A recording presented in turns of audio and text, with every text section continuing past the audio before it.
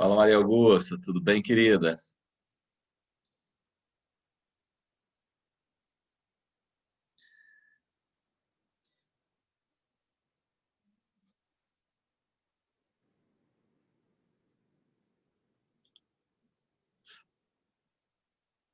E aí, tá me escutando? Tá tudo certo?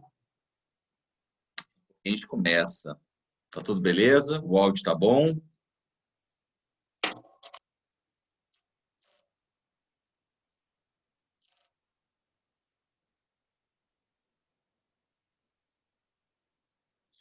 Boa noite, Luana, tudo bem? Que isso, Maria Augusta? Tô aqui para ajudar. Relaxa, tá tudo certo. Boa noite, boa noite, boa noite, boa noite, Lídia. Estamos escutando, é isso aí, tudo certo. Bom demais, show de bola. Dá mais uns minutinhos aí para a gente bater mais um papo sobre química orgânica aí, para a gente dar uma alinhada em algumas coisas aí muito importantes e pertinentes, pensando aí na prova do Enem e nos demais vestibulares.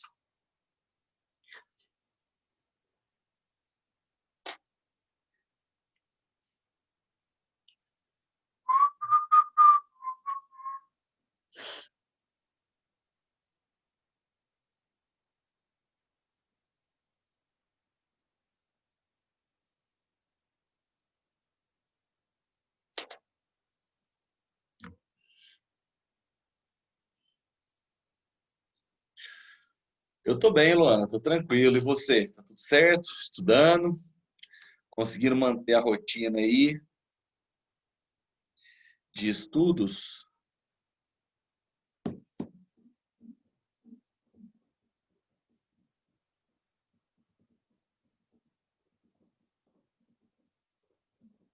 Esperar mais um minutinho aí e a gente começa.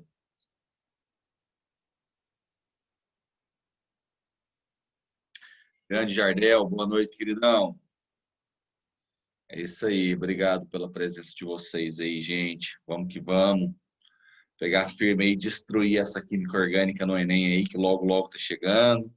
Acabar essa angústia, essa insegurança. Vamos quebrar tudo.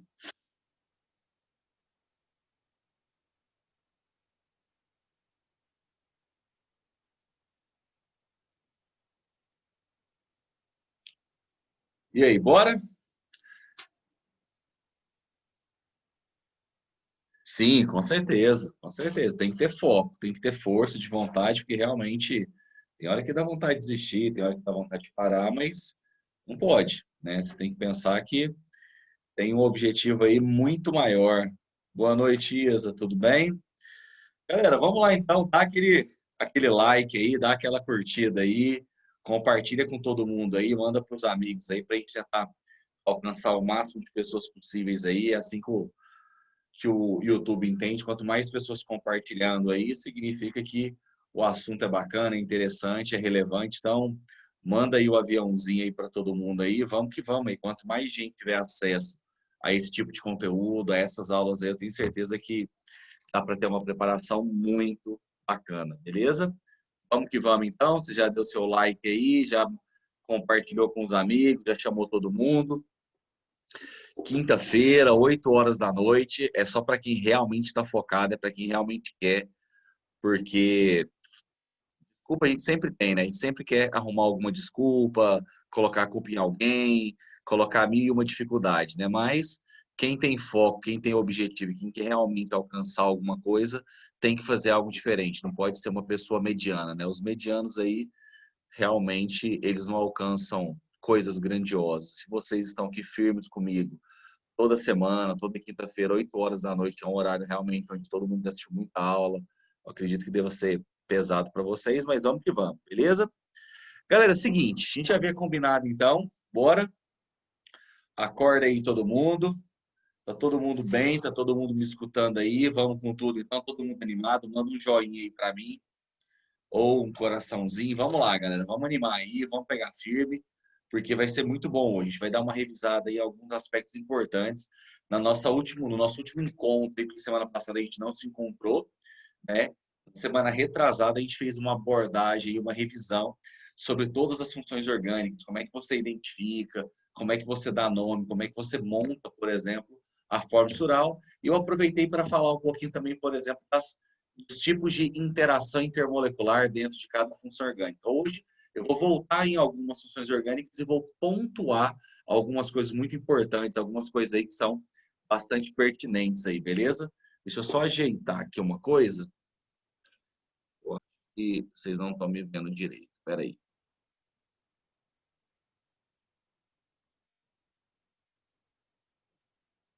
Deixa eu ver aqui.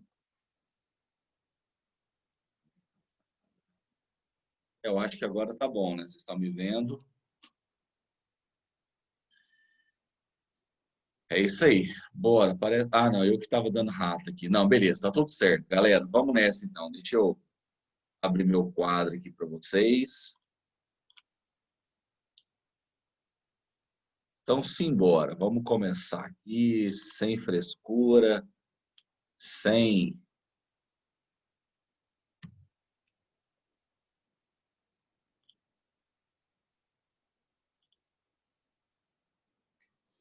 Então, para lá. Posso começar agora? Tá tudo organizado. Vamos quebrar tudo. Galera, então olha só. Vou fazer com vocês aqui, a gente vai abordar alguns aspectos que eu considero aí extremamente importantes, que são pertinentes à aula do Enem, à aula, ó, à prova do Enem, certo? Só ver uma parada aqui, que eu acho que deu um BOzinho aqui.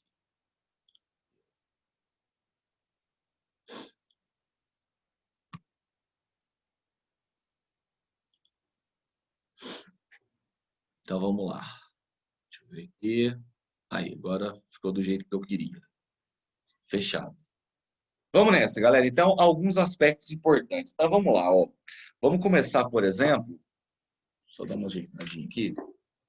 Vamos começar, por exemplo, lá nos hidrocarbonetos.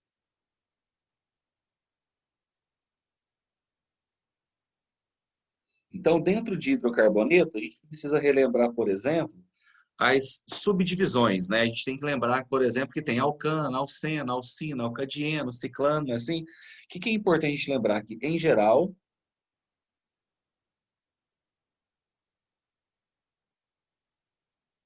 são obtidos por meio da destilação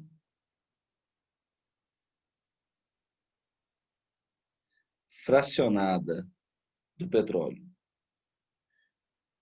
Ou seja, meninos, a principal fonte de obtenção dos, pelo menos dos principais hidrocarbonetos, é através de um processo de separação de mistura chamado de destilação fracionada. Então, uma vez que o petróleo foi extraído, ele é levado até essas refinarias, e nas refinarias o petróleo é submetido a esse processo chamado de destilação fracionada, onde a gente consegue obter as diferentes frações do petróleo. É claro que, além de se obter as diferentes frações por meio desse processo de destilação fracionada, existem outros processos químicos relacionados aí na obtenção dos derivados do petróleo que você consegue obter novos derivados, que é o processo de, por exemplo, reforma catalítica, o craqueamento catalítico, que é, por exemplo, pegar moléculas maiores e transformar em moléculas menores. A reforma catalítica é pegar, por exemplo, o hidrocarboneto de cadeia aberta, transformar em um hidrocarboneto de cadeia fechada. Então, mas o fato é, a principal fonte de obtenção dos hidrocarbonetos de maneira geral é sempre quem? O petróleo, através do processo de destilação fracionada, que é um processo físico. E aí, nessa perspectiva, a gente tem alguns processos químicos também para se obter outros derivados, para se obter outras frações do petróleo, outras frações de hidrocarboneto. É assim que é o craqueamento catalítico e a reforma catalítica, beleza? Dentro dos hidrocarbonetos, é importante a gente ressaltar aqui, por exemplo, vamos colocar aqui, ó, os alcanos. A fórmula geral desses caras, CnH2n mais 2, ou seja, alcanos são sempre hidrocarbonetos de cadeia aberta, que só apresentam ligações o quê? Simples entre os átomos de carbono, beleza? Quem que a gente tem importante que a gente tem que destacar? Esse cara aqui, que você conhece como metano. O metano é um gás a temperatura ambiente, fechado? O que é importante lembrar do metano? Alguns outros nomes. Então, o gás metano, ele é conhecido como gás natural, biogás, gás do lixo ou gás do pântano. Opa, gás do pântano. Por que ele recebe essas denominações aí de gás do lixo, gás do pântano, de biogás? Porque é um gás produzido a partir da decomposição da matéria orgânica. Então, por exemplo, em regiões muito alagadas, onde tinha um acúmulo de folha na superfície da água, por exemplo, o processo de decomposição daquelas folhas gera ali, entre outras substâncias, o gás o quê? Metano, beleza? Vale lembrar também que o gás metano é o principal constituinte, vou colocar aqui, ó, constituinte principal do GNV, que é o gás natural veicular, tá? Então, é muito importante você lembrar dessas denominações, lembrar aí que ele é o principal constituinte do gás natural veicular, que é muito utilizado, por exemplo, como combustível, ou seja, não só os alcanos, mas os hidrocarbonetos de maneira geral, eles podem ser submetidos, a gente consegue produzir energia por meio de reações de quê? De combustão. Daqui um pouquinho eu vou detalhar melhor isso aí, tá? Então, queria ressaltar o metano aí. Outro componente importante ainda dentro dos hidrocarbonetos são esses dois caras aqui, ó. Propano, que é o C3H8, e o butano, que é o C4H10. Esses caras aqui, eles constituem o que nós chamamos de GLP, que é o gás liquefeito do petróleo. E é o principal constituinte do gás de cozinha. Então, se você observar, o metano, o propano, o butano são hidrocarbonetos, que são alcanos, que são moléculas orgânicas constituídas apenas de carbono e hidrogênio, cadeia aberta, saturada, só tem ligação simples entre átomos de carbono. São diferentes compostos que podem ser utilizados como combustível, ou seja, eles podem ser submetidos a reações de combustão. Uma reação de combustão é a mesma coisa que uma reação de queima, beleza? E vale lembrar que toda reação de combustão é uma reação de oxirredução, beleza? Então eu vou falando aqui, eu vou acrescentando um monte de informação importante aí acerca dessas substâncias que a gente vai colocando aqui, tá? E se tiver alguma dúvida, alguma pergunta, manda aí para mim, beleza? Que eu já te respondo na hora, tudo certo? Como que eu represento aí uma reação de combustão? Representação. Vou colocar assim, ó, X mais O2 produzindo CO2 mais água. Esse X é o meu combustível. Então, o metano, o propano, o butano são substâncias que se comportam como o meu combustível em uma reação de combustão, certo? O O2 aqui vai ser o meu quê? Comburente. Vale ressaltar que todas essas reações de combustão são reações que ocorrem com liberação de calor. Então, são sempre processos o quê? Exotérmicos. Por isso que a gente usa para gerar calor, energia. Processos exotérmicos. Logo, o ΔH, que é a variação de entalpia, é sempre o quê? Negativa, é sempre menor que zero. Então, à medida que essas reações vão acontecendo, vai ocorrendo liberação de calor. À medida que o combustível vai sendo queimado, a reação vai liberando calor. Aí, na verdade, a gente tem três tipos de reação de combustão. A mais comum, a que mais aparece, é o que nós chamamos de combustão completa. Tudo bem? O que é uma combustão completa? É uma reação de combustão onde eu vou ter uma grande disponibilidade de oxigênio e essa reação vai ser caracterizada sempre pela produção de gás carbônico e água. Então, toda combustão completa de molécula orgânica vai gerar gás carbônico e água. E detalhe, Se o exercício não falar nada, eu sempre vou considerar a combustão que completa, que é aquela combustão que ocorre com uma grande disponibilidade de gás oxigênio. Então, os produtos de uma combustão completa, um hidrocarboneto, de uma molécula orgânica em geral, CO2 e água. Mas eu vou te mostrar aqui outros dois tipos de reação de combustão, tá?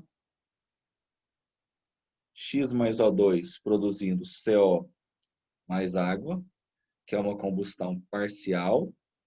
Aí vale lembrar que esse CO aqui, ó, é o monóxido de carbono, é um gás altamente o quê? Tóxico. Então, todo carro, por exemplo, todo veículo que funciona por meio de combustão, é necessário que ele esteja sempre com funcionamento adequado para não ocorrer a possibilidade de ter uma combustão incompleta e produzir uma substância altamente o quê? Tóxica. Se você inalar, você morre, porque ele vai se ligar ali à hemoglobina, vai dificultar o transporte de oxigênio. Enfim, é uma possibilidade. Então, quando eu tenho uma limitação aí de oxigênio no meio, eu tenho a possibilidade, tenho a probabilidade que ocorra aí uma reação de combustão parcial. Aí, ao invés de produzir CO2, vai ser produzido o quê? O CO, que é o monóxido de carbono, beleza? Então, esse é um exemplo de uma combustão parcial. E eu ainda tenho a possibilidade de formar quem? Carbono no estado sólido. Esse carbono no estado sólido aqui é o que nós conhecemos como fuligem. Aí essa combustão, ela pode ser chamada de parcial também, ou ela pode ser chamada de incompleta, beleza? Então tomem esse cuidado. Quando o exercício fala só de combustão, fica implícito que é combustão completa. Quando o exercício estiver falando de uma combustão parcial, gerando CO e água, ou de uma combustão incompleta, ele vai te dar alguns indícios. Ah, porque vai estar formando um componente tóxico, ou porque vai estar formando um composto, um componente de estado sólido, seria a fuligem, que é aquele pozinho preto, por exemplo, que fica no asfalto em função da combustão incompleta aí de alguns caminhões aí que utilizam diesel como combustível, beleza? Então é muito importante você lembrar disso. Mas o fato é, toda reação de combustão é sempre um processo exotérmico, é sempre um processo que vai ocorrer com liberação de energia. E logo o ΔH sempre vai ser o quê? Menor que zero. A variação de entalpia vai ser negativa. E toda reação de combustão é sempre uma reação de oxirredução, ou seja, sempre vai ter alguém oxidando e alguém o quê? Reduzindo, tudo bem? Isso não acontece só com o hidrocarboneto. Eu aproveitei aqui o hidrocarboneto para relembrar com vocês essa reação, mas qualquer molécula orgânica que possa ser utilizada como combustível, ela pode sim ser submetida a uma reação de combustão, beleza? Vou te dar um outro exemplo de um outro hidrocarboneto importante, tá? Aqui, ó. A gasolina. O que você tem que lembrar? A gasolina é uma mistura de alcanos. Mas, apesar de ser uma mistura de alcanos, a principal fórmula que a gente usa para representar a gasolina é quem? C8H18, onde eu tenho octano, isoctano, dependendo aí da qualidade da gasolina, eu posso ter uma variação na proporção de octano, de isoctano, ou de... na verdade, o isoctano é a nomenclatura usual. Mas aí eu posso medir, por exemplo, a qualidade dessa gasolina pelo grau de octanagem, que é a resistência, por exemplo, à combustão. Fechado? Beleza? Então, lembre-se sempre aí dessas informações importantes aí. Como que eu reconheço, por exemplo, como que eu identifico que uma reação de combustão, como que eu provo que uma reação de combustão é uma reação de oxidação? Me fala aí, manda no chat aí, quem consegue me responder essa pergunta. Como que eu faço para saber, para provar que uma reação de combustão é sempre uma reação de oxidação? Manda aí, me fala aí. Bora, gente. Vamos lá, vamos lá, vamos lá, vamos lá. E aí, de qual que é? Vou te dar um exemplo aqui e eu vou te mostrar como é que a gente vai verificar isso, tá?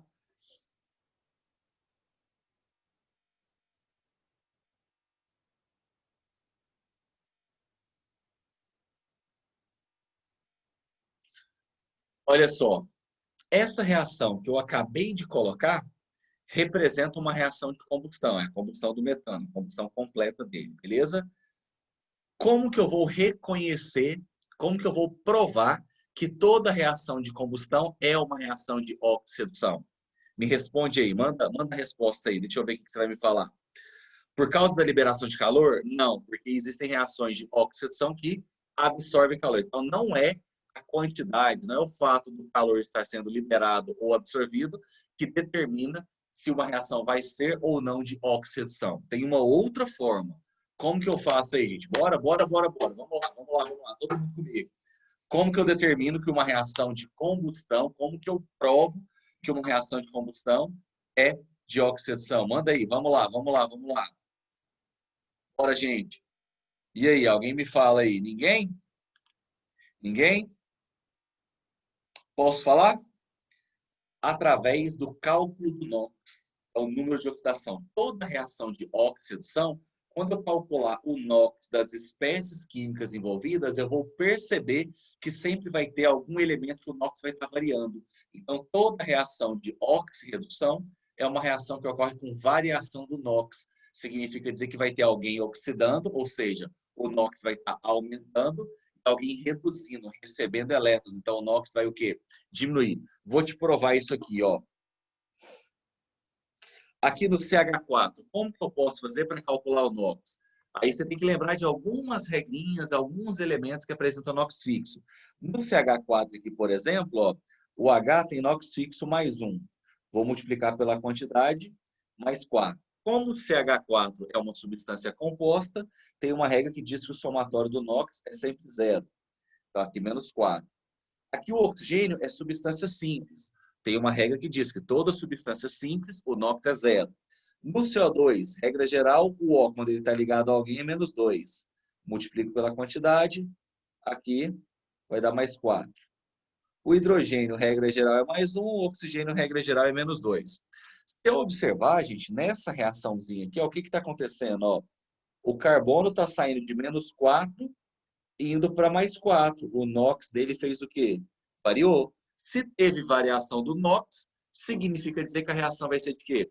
De oxirredução. E no caso do carbono, como ele saiu de menos 4 para mais 4, o NOx aumentou. Toda vez que o NOx aumenta, significa que é o quê? Oxidação, beleza? E aí, se você observar aqui, ó, o oxigênio sai de 0 para menos 2. O NOx também variou, só que nesse caso agora o NOx diminuiu. Então significa dizer que ocorreu uma redução. Então sempre vai ser assim. A maneira mais segura, mais tranquila de você identificar, de você constatar, de você provar que uma determinada reação é de oxidação é calculando o NOx.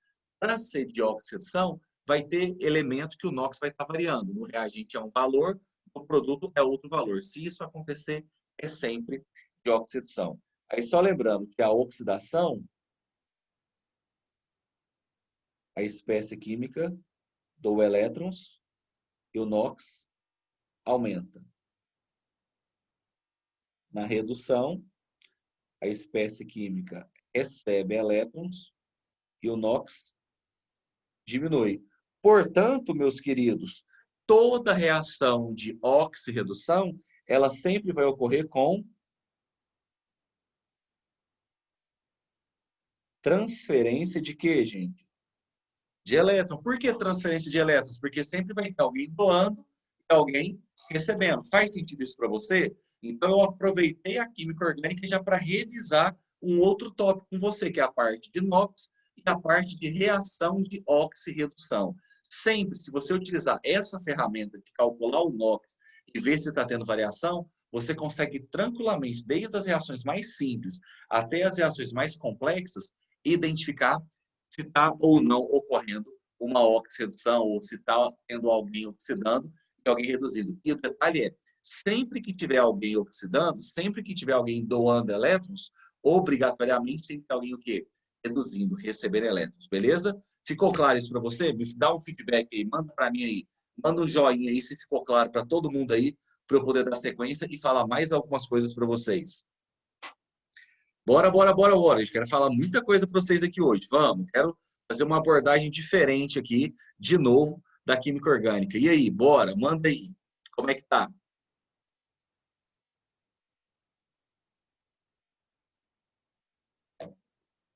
Manda no chat aí que eu tô acompanhando.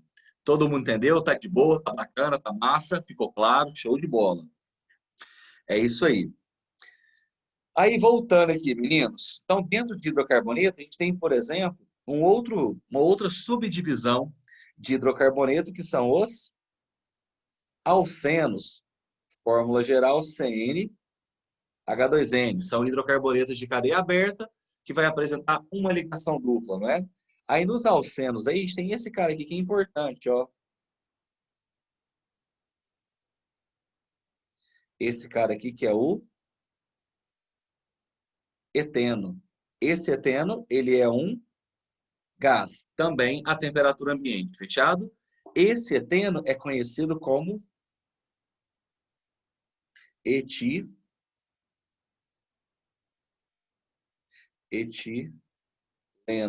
Esse etileno é o gás utilizado.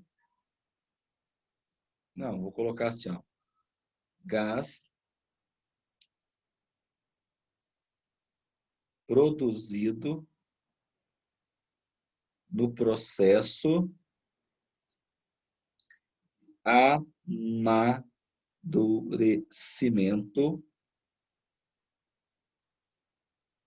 amadurecimento dos frutos, não é das frutas, beleza?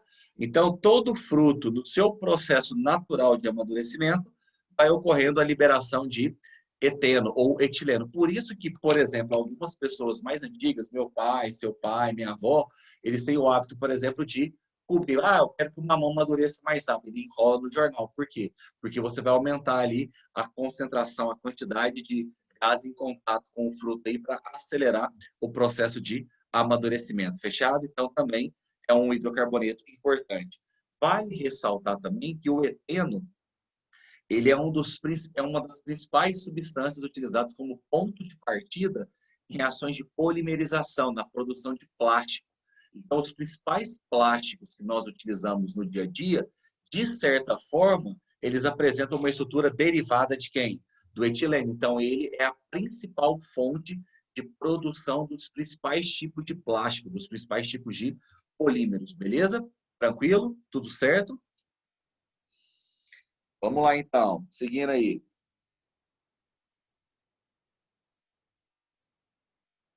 Alcinos, CN, H2N-2, ou seja, todo alcino vai ser um hidrocarboneto de cadeia aberta, que vai ter uma ligação tripla. Então, pensando na fórmula, a quantidade de hidrogênio é sempre o dobro da quantidade de carbono menos 2 unidades, tudo bem? Aí o principal representante dos alcinos aí é esse cara aqui, ó, que é o etino. Esse etino também é um gás a temperatura ambiente e ele é conhecido como acetileno. Esse acetileno é o gás do maçarico.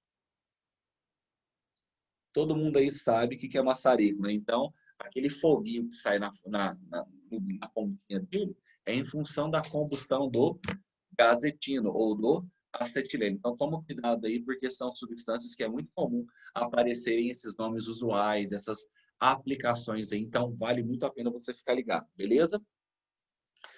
Outro aqui. Na verdade, nesse cara aqui, ó, alcadienos.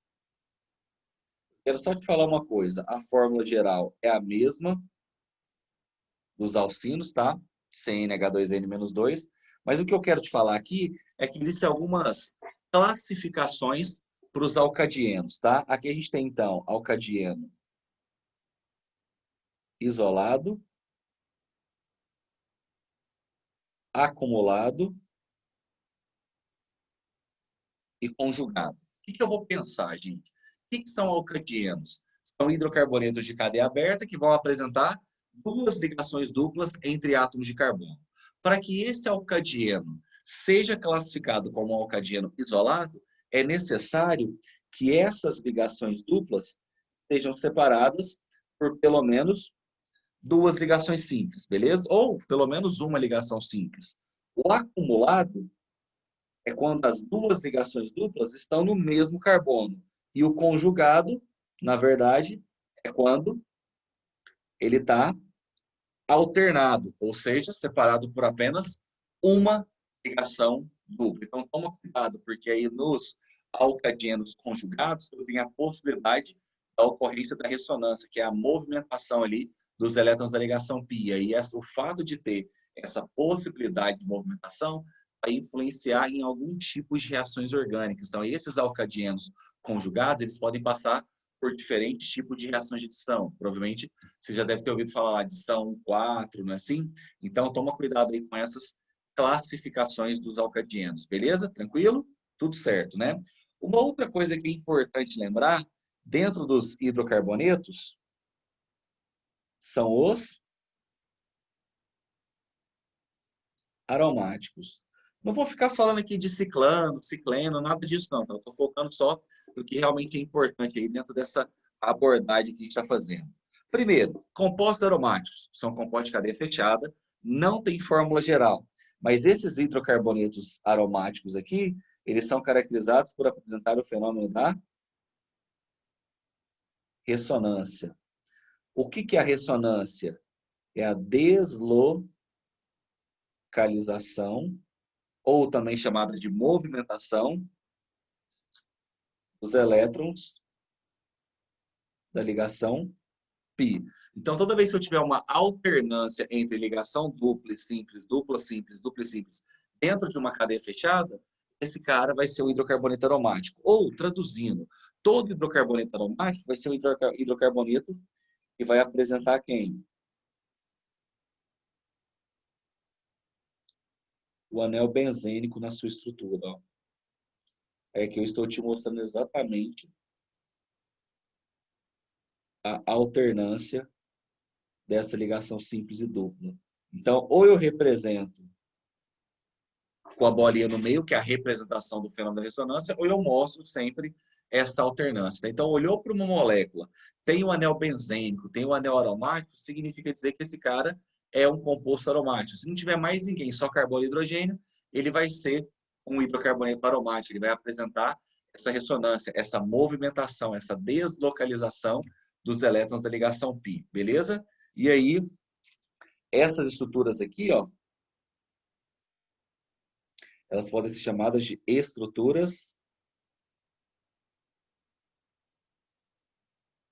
ressonantes ou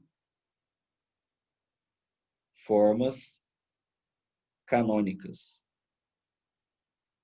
Esse cara aqui que é o benzeno, na verdade, esse cara aqui é o híbrido ressonância. Então, na verdade, não existe nem a primeira nem a segunda estrutura. Um hidrocarboneto aromático, o benzeno, por exemplo, ele é uma molécula que existe, mas foi constatado, foi verificado experimentalmente o comprimento de ligação, que as ligações que existem entre os átomos de carbono, o comprimento dela não corresponde nem ao comprimento da ligação dupla, nem ao comprimento da ligação simples. É uma ligação que apresenta um comprimento de ligação, um tamanho intermediário. Por isso que os químicos propuseram esse modelo da ressonância, porque não tem nem o tamanho da dupla, nem o tamanho da simples. É exatamente um valor o quê? Intermediário, beleza? Então se liga aí, não esquece. E dentro da química orgânica, dentro das funções orgânicas, os hidrocarbonetos são as únicas moléculas que apresentam, vou colocar aqui, ó, comportamento apolar. Então, o hidrocarboneto é sempre apolar. Se é sempre apolar, o tipo de interação intermolecular que pode existir entre as moléculas de um determinado tipo de hidrocarboneto é sempre o quê? Vou colocar aqui, ó, DI, de polo induzido, beleza? Tranquilo? Então, vai guardando essas informações aí, porque é extremamente o quê? Importante, fechado? E aí, esses hidrocarbonetos aromáticos, eles não vão seguir exatamente todas aquelas regrinhas de nomenclatura, e alguns detalhezinhos importantes que eu comentei com vocês lá naquela aula, onde a gente foi pontuando função por função, beleza? Tranquilo, gente? Vamos seguir aí. Quer perguntar alguma coisa? Tá de boa? Tá rápido? Posso, Luana, na hora. O que você vai pensar? Na verdade, o que acontece? O benzeno, ele é uma molécula que vai ser resultado da mistura. Então, híbrido significa mistura. Então, na estrutura do benzeno, deixa eu voltar aqui um pouquinho. Eu posso desenhar, deixa eu levantar mais um pouco para aparecer para vocês. Eu posso desenhar aqui, essa primeira estrutura, eu posso desenhar essa segunda estrutura, mas na verdade, essa estrutura e essa estrutura não existe. Isso aqui é só para mostrar que essas ligações duplas estão em constante movimentação. Então, é como se essa estrutura aqui fosse o resultado da mistura dessas duas. Por isso que é híbrido. Algo híbrido é algo que é uma mistura. Então, por exemplo, quando a gente fala assim, um carro híbrido é um carro que pode utilizar, né, por exemplo, dois tipos de combustível. Então, híbrido nada mais é do que mistura. Então, na prática, a estrutura real do benzeno não é nem essa primeira, nem essa segunda. Na verdade, é uma estrutura que corresponde à mistura dessas duas, é uma estrutura intermediária dessas duas, justamente porque, tanto na primeira quanto na segunda, eu deixei lá ligação dupla e ligação simples. Na estrutura do benzeno, de fato, não tem nem ligação dupla, nem ligação simples. O que tem são ligações com comprimento intermediário, ou seja, que não corresponde nem ao comprimento da dupla, nem ao comprimento da simples. Então, a gente fala que a estrutura do benzeno é um híbrido de ressonância, é uma estrutura que, na verdade, é resultado da mistura de outras duas estruturas, de outras duas formas canônicas. Então, ele não é nem essa, nem essa. Ele é a mistura dessas duas. Sacou a ideia? Beleza? Então, é só para você entender que híbrido é sempre alguma coisa obtida a partir de uma mistura. Então, uma estrutura híbrida é uma estrutura resultante da mistura de outras duas estruturas. Fechado? Beleza? Massa, show de bola. Vamos tocar o barco aí, gente. Ó, a gente tá voando aqui, ué. Mais alguma pergunta, gente? Tá sossegado? Vamos lá, então? Agora, outra função importante aqui, tá? Que a gente precisa destacar algumas coisas. A função álcool. Nós já conversamos. O que você vai ter que lembrar? Que o álcool aí sempre vai ser uma molécula orgânica que tem que apresentar a hidroxila, que é o OH, ligado sempre em carbono saturado, em carbono que apresenta uma hibridização sp3. Esse carbono sp3 é sempre um carbono que eu posso chamar de tetraédrico ou carbono espacial ou não planar. Então, guardem essas expressões porque são diferentes maneiras de falar a mesma coisa. Então, para ser álcool ou para apresentar a função álcool, a molécula tem que apresentar pelo menos uma hidroxila ligada em um carbono saturado, em um carbono sp3, em um carbono tetraédrico, em um carbono tridimensional, em um carbono não planar. São diferentes maneiras de se falar a mesma coisa, beleza? Aí aqui eu quero destacar esse cara aqui, ó, o etanol, que é esse cara aqui, ó, que é o C2H6O. O que eu quero destacar desse cara? Que o etanol, ele é o álcool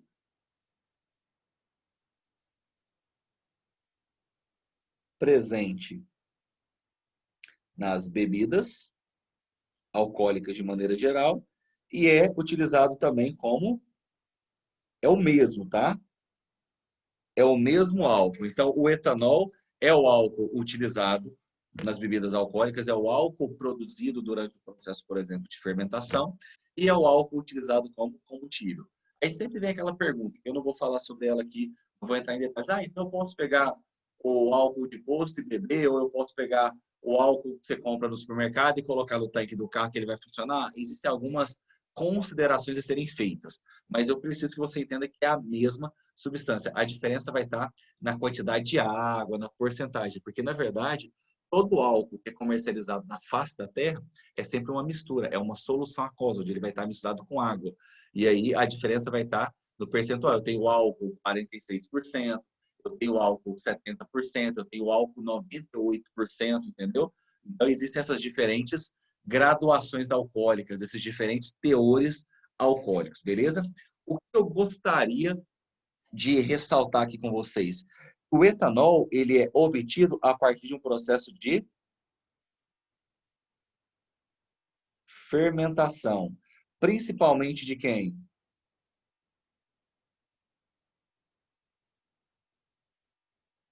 Da cana-de-açúcar.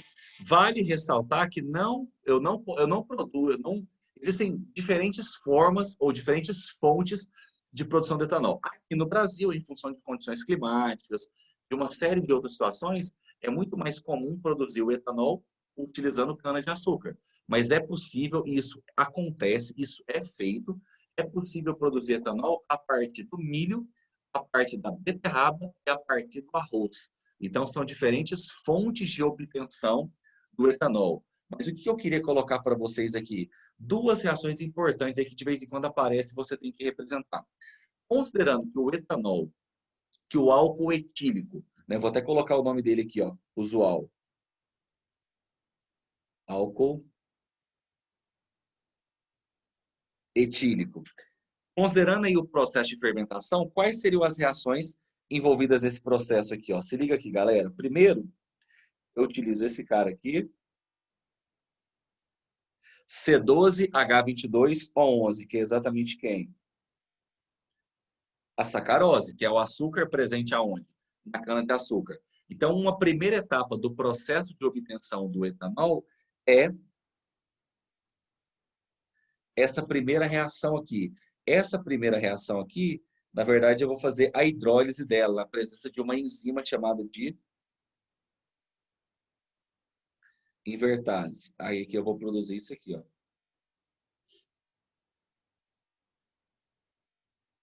C6H12O6, que é a glicose. E aqui a... Então, a primeira etapa é pegar a sacarose e fazer a hidrólise dela. Ou seja, a sacarose é um disacarídeo. Eu vou quebrar essa molécula e vou produzir duas novas moléculas de monossacarídeo, glicose e frutose.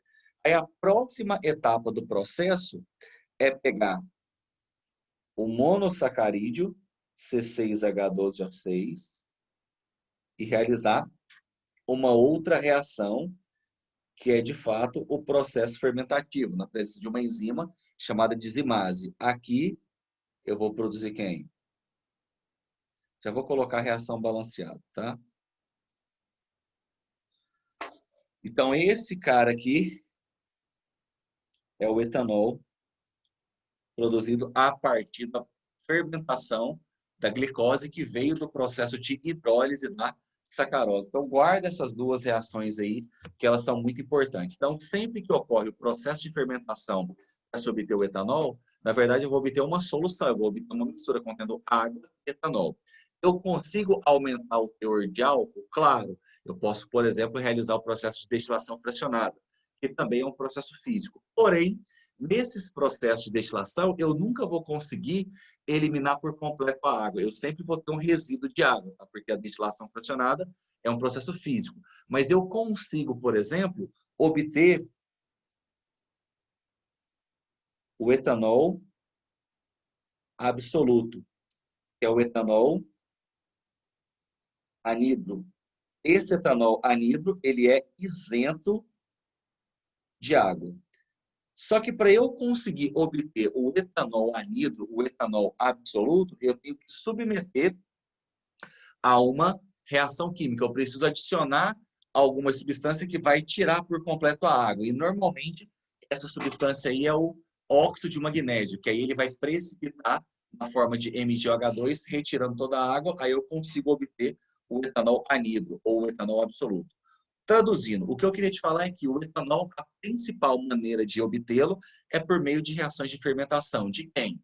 Da sacarose presente na cana-de-açúcar. Então, a sacarose passa por esses processos, obtém-se o etanol. Só que, ao final, eu sempre vou ter uma mistura, uma solução, onde esse etanol vai estar misturado com água.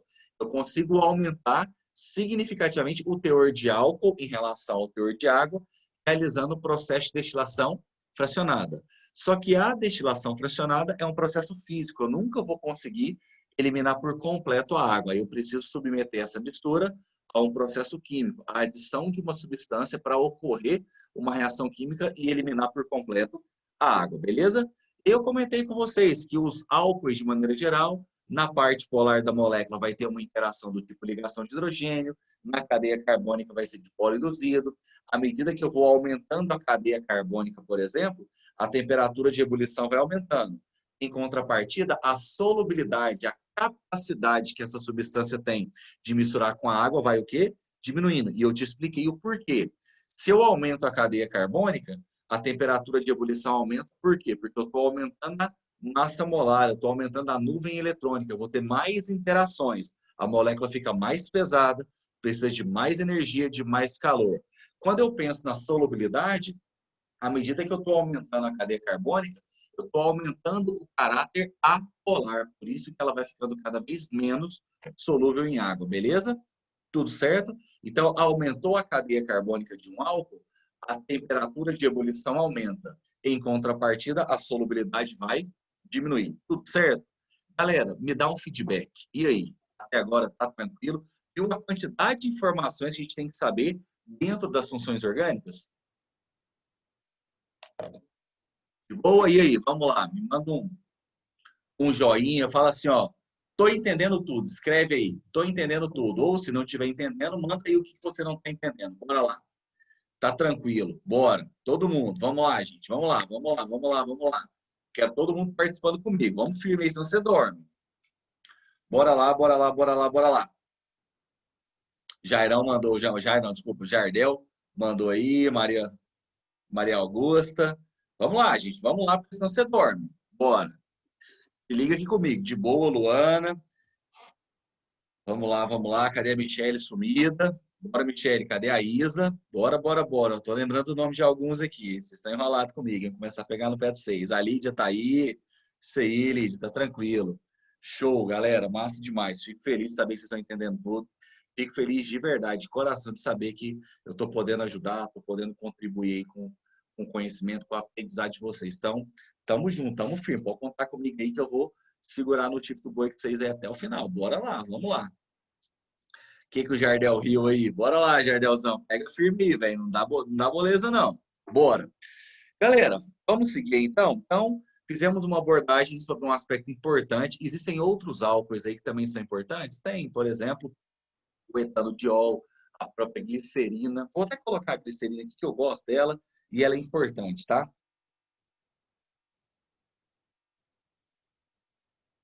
A glicerina. A glicerina é essa molécula aqui, ó.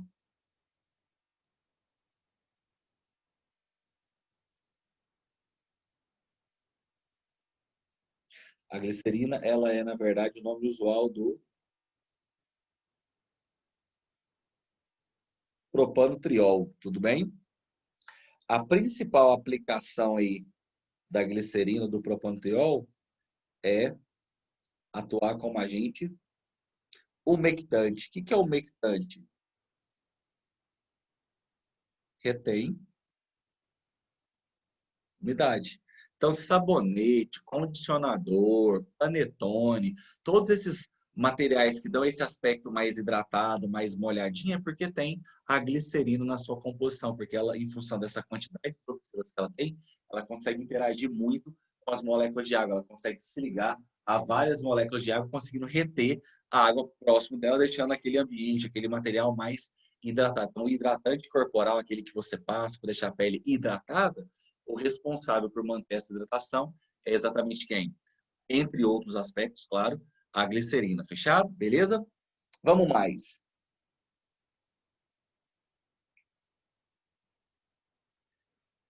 Fenol, gente. O que é importante lembrar? Primeiro, para ter fenol, para ser fenol, obrigatoriamente tem que ter o OH ligado em carbono do anel benzênico, né? Assim, cuidado. Então, para uma molécula orgânica pertencer à função fenol ou apresentar a função fenol, OH ligado diretamente ao anel benzênico. O que é importante lembrar do fenol, gente? Claro, é importante lembrar de algumas aplicações, antisséptico, desinfetante, é usado como bactericida, fungicida, mas é muito importante você lembrar o seguinte, que os fenóis, de maneira geral, eles apresentam caráter ácido, beleza?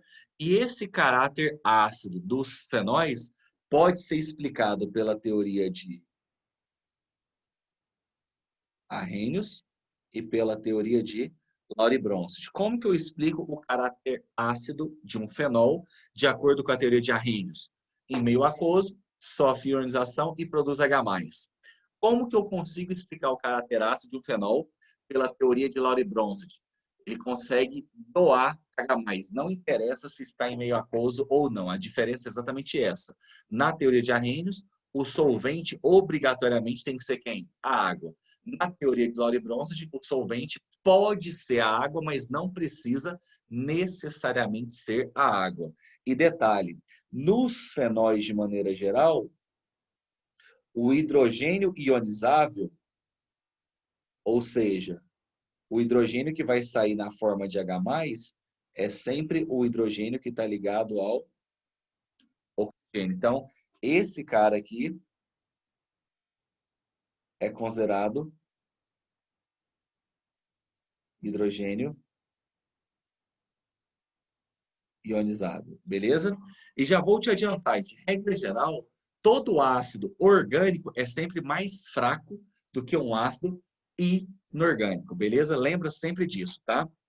E aí, eu vou começar a falar aqui do fenol e vou terminar lá nos ácidos carboxílicos.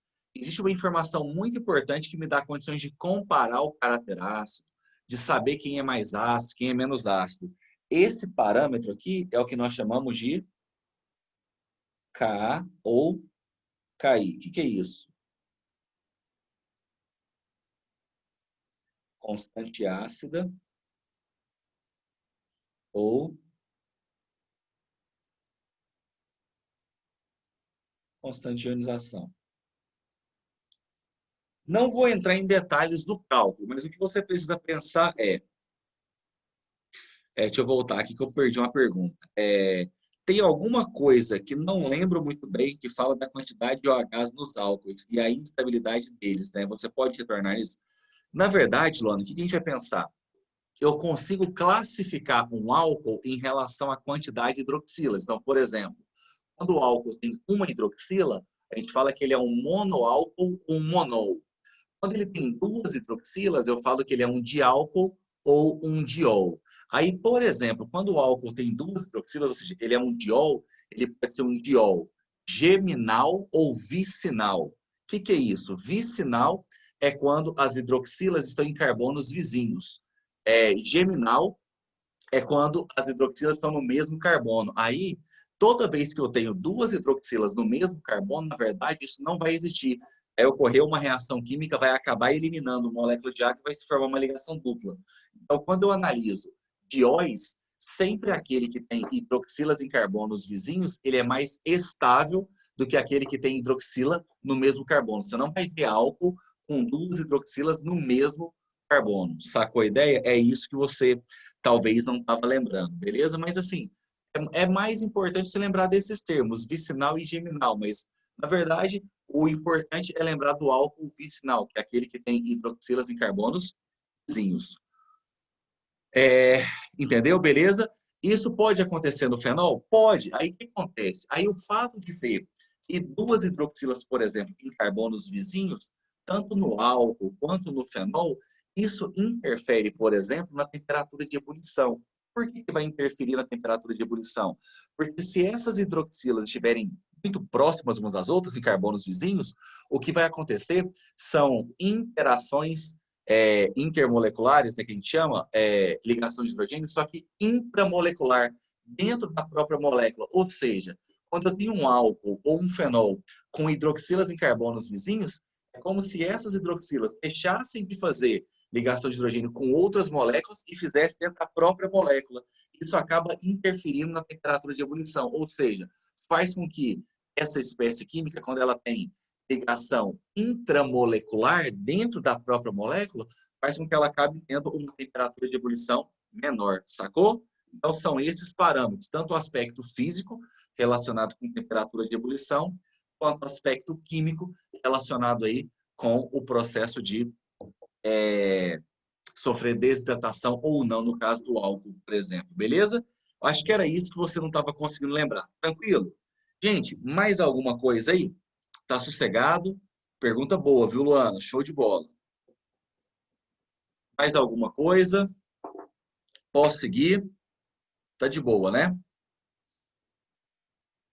Então vamos. Aí, ó, voltando aqui. Então, um parâmetro importante aqui na química orgânica que a gente usa para medir, para comparar a força dos ácidos é exatamente essa constante. O que você vai ter que lembrar, gente? Se o K é a constante ácida, é o parâmetro que eu vou usar para saber qual ácido é mais forte, qual ácido é mais fraco. O que você precisa lembrar é que quanto maior for o valor do Ka, mais forte é o ácido. Ou seja, mais facilmente ele vai conseguir produzir, mais facilmente ele vai conseguir sofrer ionização, beleza? Lembrando que a ionização é sempre um processo químico, porque vai ter quebra de ligação covalente. Essa ligaçãozinha aqui, ó, do hidrogênio com o oxigênio, ela vai ser quebrada para poder produzir o H+. Fechado? Até aí de boa? Eu vou voltar a falar sobre isso. Aí eu já vou pular lá para os ácidos carboxílicos por aproveitar essa ideia da força ácida, tá? Então, aqui, ó. Ácido carboxílico.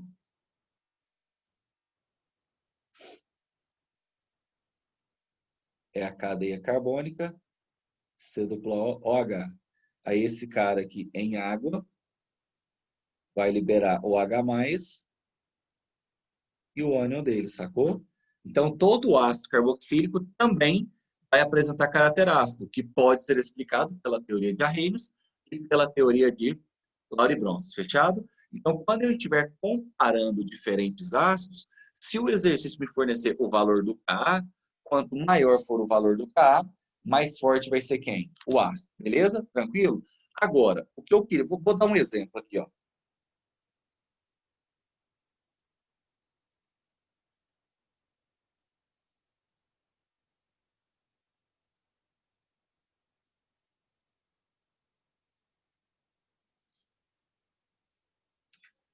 No valor aqui, pode ser.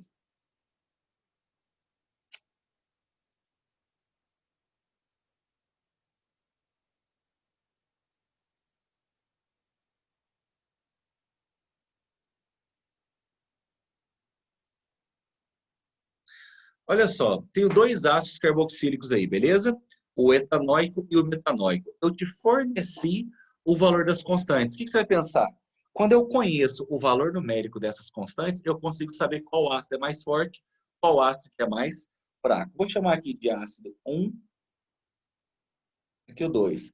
Então, analisando o valor numérico dessas constantes, eu consigo tranquilamente saber quem que é mais forte. Então, como a constante ácida do 2 é maior que do 1, o 2 aqui, o caráter ácido dele é maior que de quem?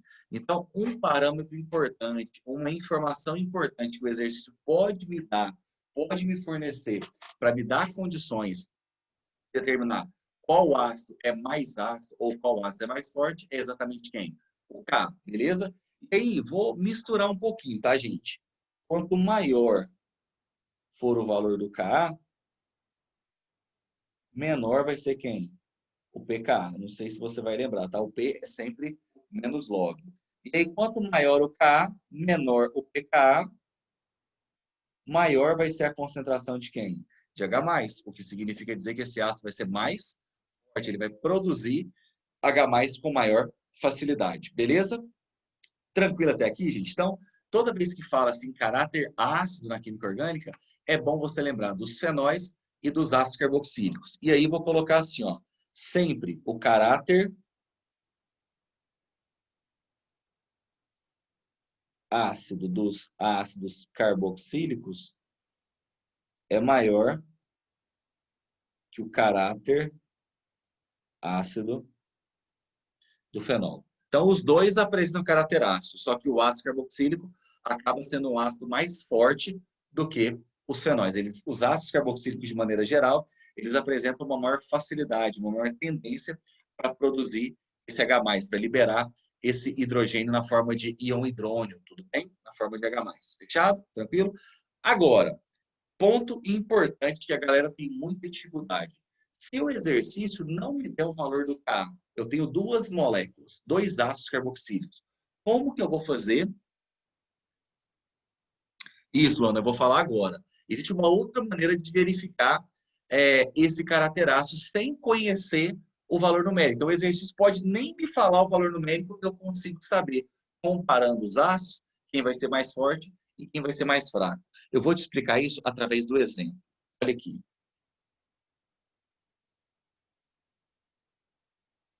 Olha só.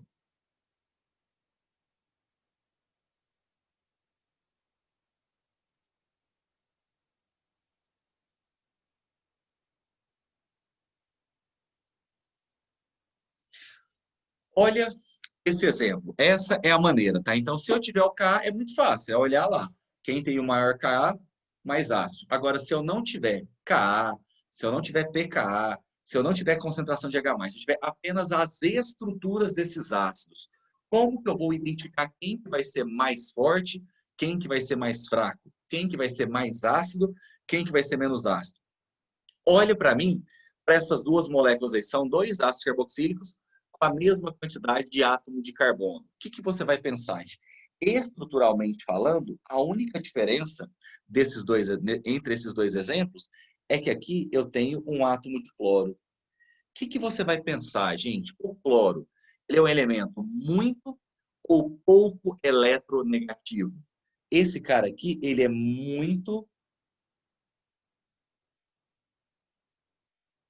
eletronegativo.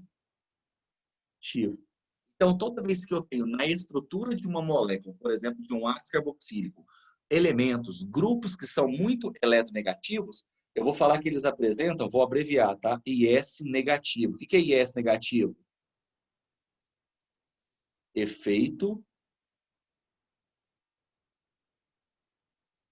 indutivo negativo. Ou seja, todo grupo que apresenta efeito indutivo negativo são grupos chamados de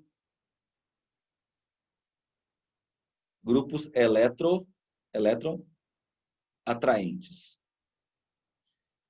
Ou seja, vamos pensar assim, ó, esses dois ácidos são ácidos. Por que eles são ácidos? Porque essa ligação do hidrogênio aqui com o oxigênio vai ser quebrada.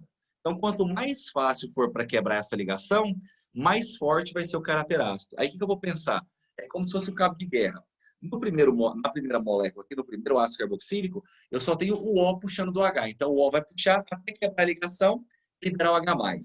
Na segunda molécula, eu tenho o O puxando do H, mas eu também tenho o cloro puxando. Então, o que vai acontecer aqui é que eu vou ter mais gente deslocando, puxando o elétron do hidrogênio. Essa ligação vai ser quebrada com uma maior facilidade. Ou seja, toda vez que eu analiso a estrutura de moléculas orgânicas de ácidos carboxílicos, aqueles ácidos que apresentam grupos formados por elementos muito eletronegativos, por elementos que apresentam efeito negativo, que vão atrair o elétron mais para ele, eles vão facilitar a quebra da ligação. Então, esses grupos, vou colocar assim, ó, IS negativo vai aumentar o caráter o quê? Ácido. Isso também vale para o fenol. Vamos para um exemplo? Olha só.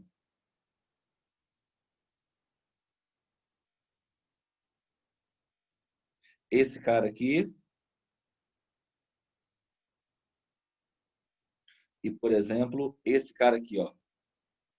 Esse grupo NO2 é um grupo formado por elementos muito eletronegativos. Então, esse cara aqui, o grupo nitro, apresenta IS negativo, ou seja, eles vão puxar muito o elétron para o lado deles. Então, eles vão facilitar a quebra da ligação do hidrogênio com o oxigênio. Então, toda vez que eu comparo diferentes ácidos, diferentes fenóis, para saber quem é mais ácido ou quem é menos ácido, olha a estrutura. Se na estrutura eu tiver grupos muito eletronegativos, ou grupo nitro, ou grupos formados que têm ligação dupla ou ligação tripla, esses grupos sempre vão apresentar efeito indutivo negativo. E sempre o efeito indutivo negativo presente na molécula é responsável por aumentar o caráter ácido. Do mesmo jeito que o contrário também é verdade. Eu tenho, por exemplo, grupos com efeito indutivo positivo, que são chamados de elétron repelentes.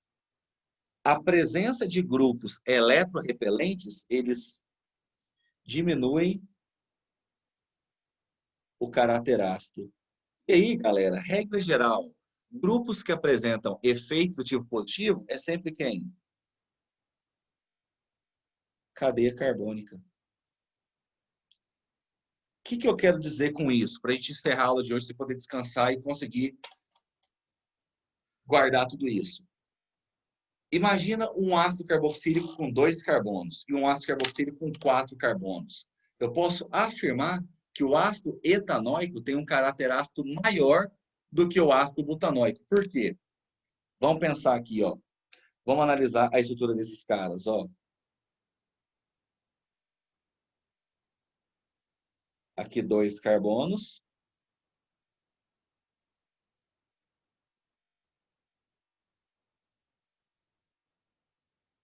E aqui 4. Beleza. Nos dois casos, essa ligação aqui vai ser quebrada, certo? Só que o que eu vou pensar? No primeiro ácido, no ácido etanóico, aqui eu tenho apenas essa cadeia carbônica que tem efeito indutivo positivo, empurrando elétrons para o oxigênio. Ou seja, os grupos que apresentam efeito indutivo positivo, eles empurram elétron para alguém. Eles aumentam a densidade eletrônica. Ou seja, se está chegando mais elétrons lá para o oxigênio, ele não vai querer puxar tanto de hidrogênio. Então, acaba que a ligação do H com o O fica mais difícil de ser quebrada.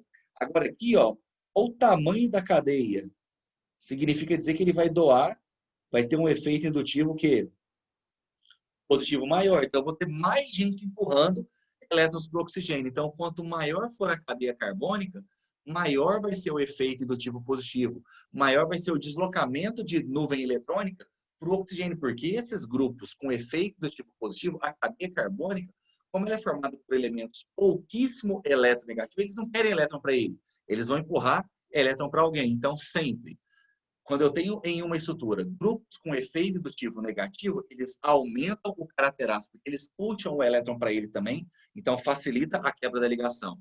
Quando eu tenho cadeia carbônica, a cadeia carbônica sempre vai apresentar efeito indutivo positivo. Eles vão disponibilizar, eles vão empurrar mais elétrons lá para o grupo carboxílico, então dificulta a quebra da ligação.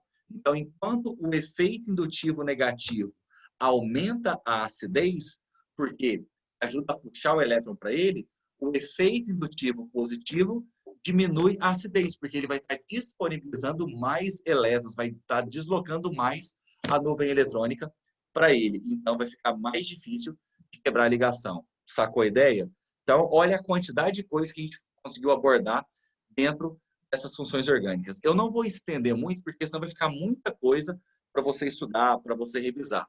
Eu quero saber se até aqui você entendeu tudo, tá tudo certo, foi bacana.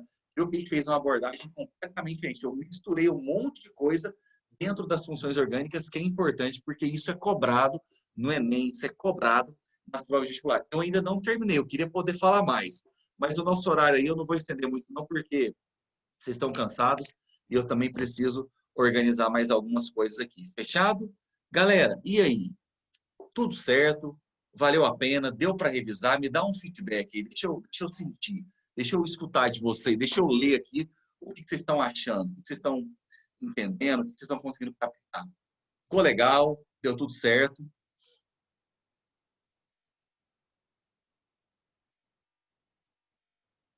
Que isso, Maria Augusta, tamo junto. É isso aí, ótimo. Oh, show de bola. Então, todo mundo entendeu. Eu fico feliz, de verdade, de coração. Eu estou aqui realmente, coração aberto, entregando da melhor maneira possível aí, tá? Que bacana, fico feliz. Lídia, brigadão, Jardel, Luana, Maria Augusta, Michele, valeu demais, gente, ó. Então, a gente vai encerrar por hoje aqui. Quinta-feira que vem a gente se encontra de novo, se vocês quiserem. A gente dá mais uma estendida aí na Química Orgânica, fazendo essa abordagem um pouco diferente. E aí vamos tocando o barco, vamos se ajudando, vamos estudando. Não vamos perder o foco, não vamos parar, não vamos olhar para trás. Vai dar vontade de parar? Vai. Vai dar vontade de desistir? Vai. Você vai ficar cansado? Vai. Mas nada disso pode te parar. Diminui a velocidade, mas não para. Foca no seu alvo e vamos junto.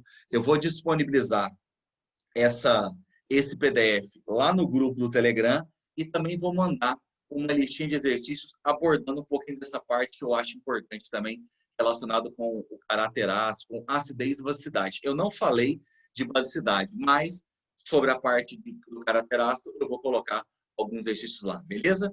Gente, do mais, beijo no seu coração, obrigado, valeu demais. E eu espero vocês semana que vem. Valeu? Tchau, tchau, grande abraço. Fiquem com Deus, gente.